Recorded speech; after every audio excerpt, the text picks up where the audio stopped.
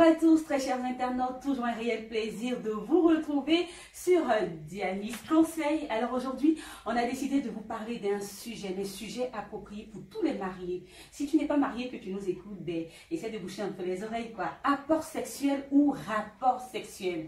Deux thèmes qu'on utilise très souvent dans le couple sans forcément savoir qu'est-ce qu'on devait véritablement utiliser. Elle est là, coach Lily, elle nous en dira plus. Bonjour coach. Bonjour Nadia, comment tu vas? Je vais super bien. Et toi? Je vais très bien, merci. Alors aujourd'hui, on a décidé de parler de rapport sexuel ou apport sexuel. Oui. Y a-t-il une différence? Si oui, on veut en savoir plus. Bonjour chers internautes. Bien sûr que je suis sûre que vous êtes tous à vos écrans, à vos ordinateurs, à vos téléphones. Vous attendez. Eh bien, on est là. Eh bien, on est là. Eh bien, on est là.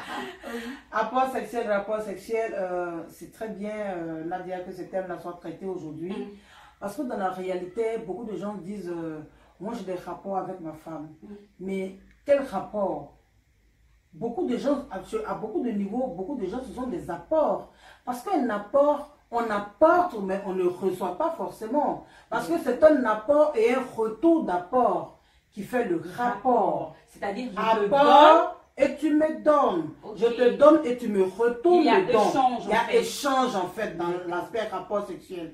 Donc beaucoup de fois on a des frustrations, on a beaucoup de conflits, même des divorces qui se passent à cause de ce que la vie sexuelle ne fonctionne pas correctement. Exactement. Donc c'est très important d'en parler parce que on se dit, je suis mariée, bon je rentre le soir, bon j'accomplis mon devoir conjugal.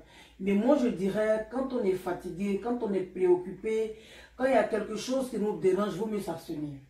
Et même si l'autre a envie, on s'abstient. Si l'autre a envie, mais c'est ça justement, ça nous permet de développer ce que j'appelais l'érotisme. Parce que les gens pensent, il y a beaucoup de couples aujourd'hui qui pensent qu'il faut forcément qu'il y ait pénétration pour qu'on se sente à l'aise. C'est pas vrai. D'accord. C'est pas vrai parce que on peut apprendre aussi à ne serait-ce que prendre le partenaire dans les bras, à le câliner et tout, et puis il s'apaise. Il faut apprendre à apaiser son partenaire sans forcément qu'il ait rapport, sans forcément qu'il ait pénétration. Et c'est la difficulté que beaucoup d'hommes rencontrent quand leurs femmes sont enceintes. Justement, donc quand je t'écoute, et puis avec nos internautes, je suis certaine que nombreux sont les personnes qui se demandent, c'est quoi au juste? C'est quoi au juste un apport sexuel? Un apport sexuel, c'est quand, je dirais, vu la forme des deux sexes, je dirais que c'est quand l'homme vraiment accomplit son devoir conjugal de façon lapidaire. Sans considérer le plaisir de la femme, il le fait quand il finit, il commence à ronfler, il le fait quand il finit, il tourne le dos, il le fait quand il a fini, ah moi j'ai fini et puis c'est pas comme ça. C'est frustrant. C'est frustrant, c'est un don qui n'a pas de retour, c'est un don égoïste, c'est un don qui ne tient pas compte du ressenti de l'autre, ce qui devrait se faire, parce que l'harmonie du couple réellement dépend. L'harmonie du couple dépend de la symbiose sexuelle entre les deux partenaires. Et oui, et donc le rapport, c'est un don généreux. D'accord. Donc on donne en désirant un retour sur don. Donc on donne, on apporte, et puis l'autre qui connaît la valeur ou qui réalise la valeur de ce qu'on lui a donné retourne le don. On ne se couche pas comme ça qu'on attend tout du monsieur. Il faudrait que la femme bouge. Bon. Prendre son bain et puis finir, attacher le panier à la poitrine et puis se coucher, puis de temps en temps guetter pour que l'homme vienne. Il ne va pas venir. Il ne va pas venir parce que rien ne dit que l'acte sexuel doit être entamé par l'homme. C'est vrai que les hommes ont... C'est ça la chefferie de l'homme. L'homme a en lui de façon naturelle d'aller vers la femme.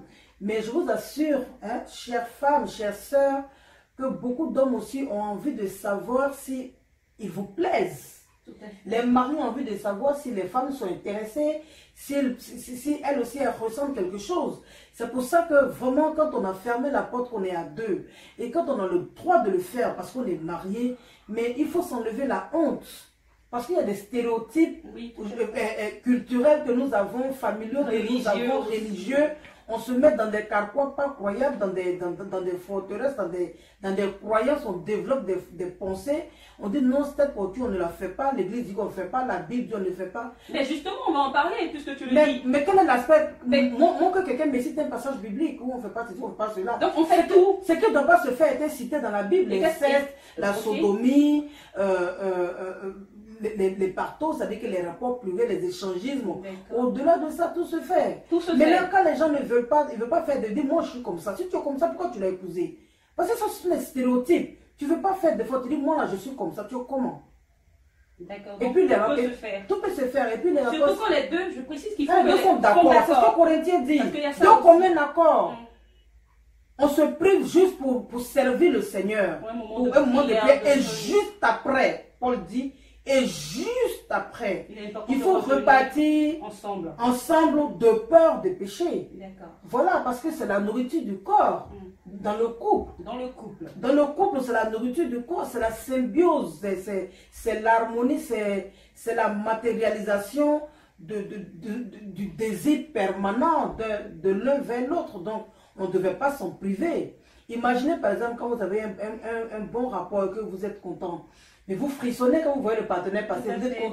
Vous êtes content, ça peut durer 1 jour, 2 jours, 3 jours. Et une femme qui a été satisfaite le matin quand elle se réveille, elle est capable mais elle chante de soulever la maison et de la rebâtir. Voilà.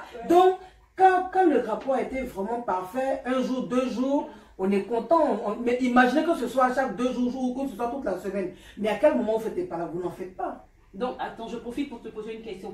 Combien de fois un couple marié devrait avoir des rapports dans la semaine? C'est une affaire de sensation. La sensation ne se mesure pas. D'accord, n'en dis pas plus. Alors, je pense qu'on va s'arrêter là. Oui. Et comme on a parlé de rapport et d'apport sexuel, il y a certains actes quand même qu'il faut poser pour arriver à ça. D'où l'amour est palpable. Et je vous assure, ce sera le prochain thème la semaine prochaine, n'est-ce pas? Tout à fait. L'amour est palpable. D'accord. Donc, sur ce, on a fini. Bye bye. On se retrouve samedi prochain pour une toute autre vidéo. Surtout, n'oubliez pas de vous abonner sur Dianis Conseil. N'oubliez pas d'aimer la vidéo, de la partager parce que c'est tout ça l'œuvre de Dieu. On vous fait plein de bisous chez vous et puis que Dieu vous garde. Au revoir.